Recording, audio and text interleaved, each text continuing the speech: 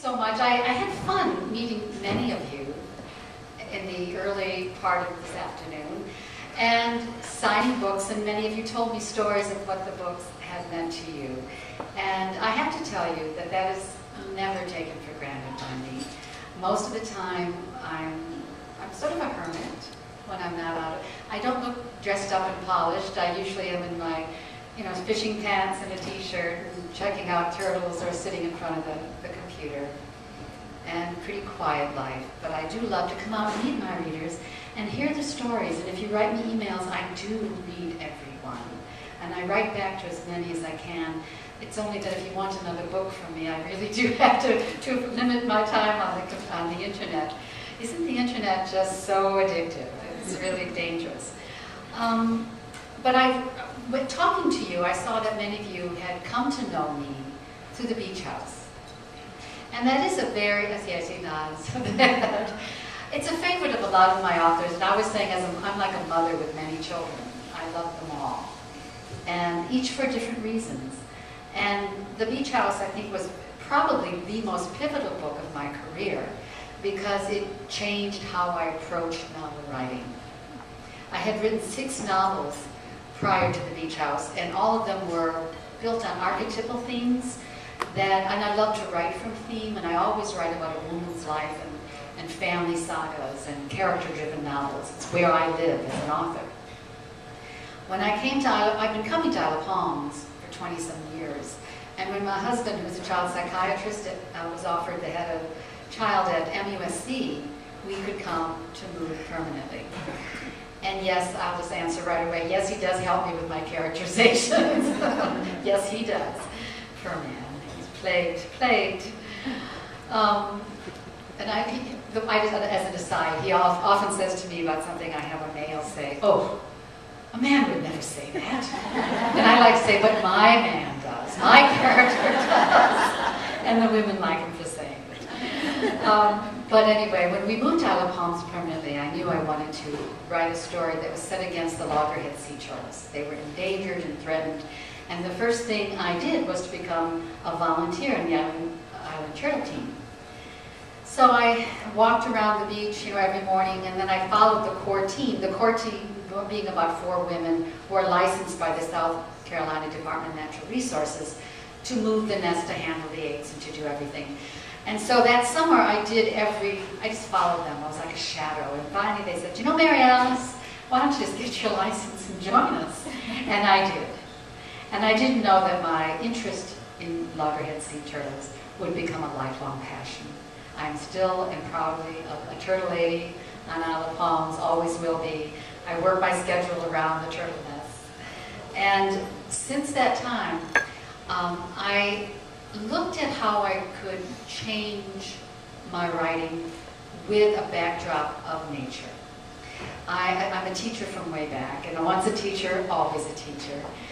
And I knew when I was on the beach, sitting at the nests at night with the children and the mothers, and I'd look at the children, their eyes were as big as saucers.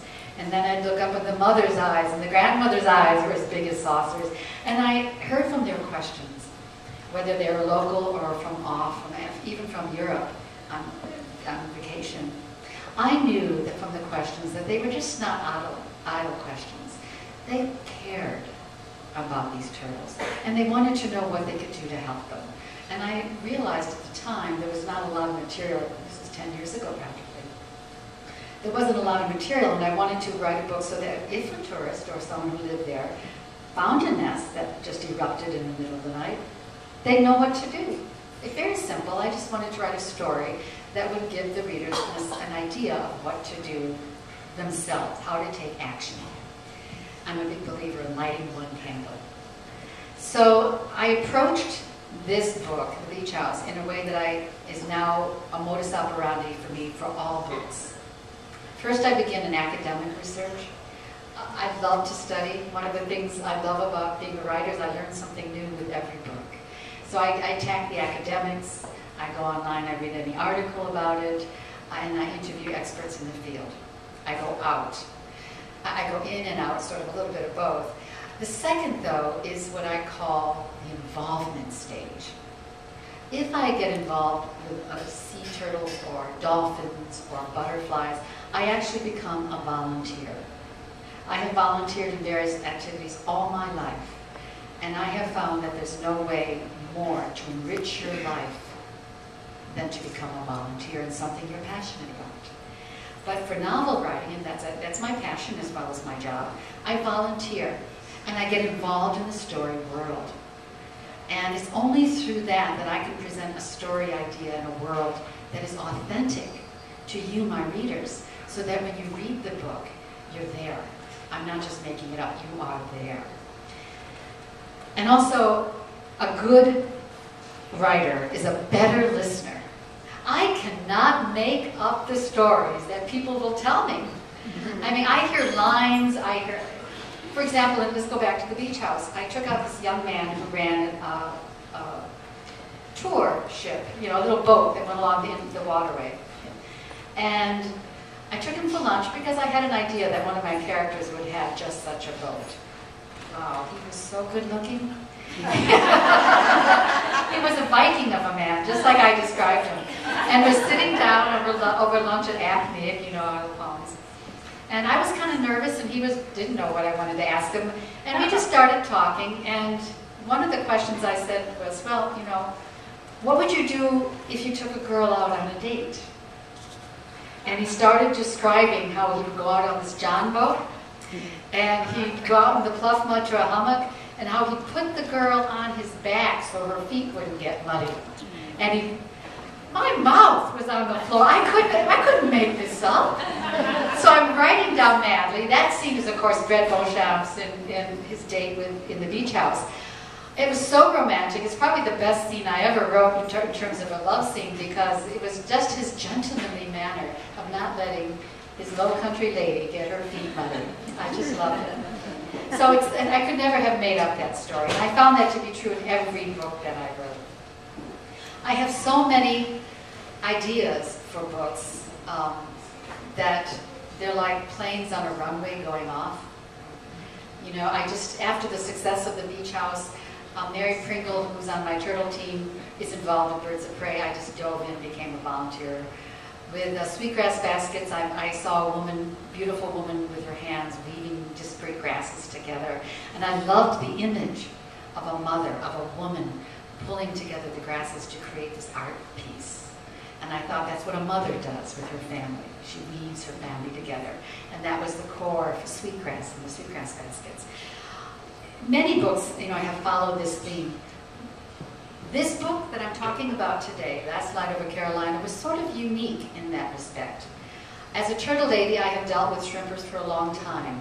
More on the other side of the fence with the turtle excluder devices. That was quite a competition between the conservationists and the turtle and the shrimpers, because the shrimpers were convinced that the TEDs, the turtle excluder devices, would limit their catch and would be a hardship for them. It was a real worry for them, and money was tight. And if you don't know what that is, a turtle excluder device is a huge grid-like structure that's put onto the nets. And so when the trawling is going on, the turtle, if it gets caught in the nets, don't forget a sea turtle is a reptile, and it can drown. Now if you use a TED, it can swim through and get out to safety. I'm happy to say over the last 7-8 years that they've been used, I've been watching the shrimpers adopt the TEDs, admit, you know, they're working. They are working. We're not losing our catch. And in the meantime, I've seen the trouble the shrimpers are in. And I realized that if I had written a story about the shrimpers in 2000, 2002, it would have been a very different story than the story I would have written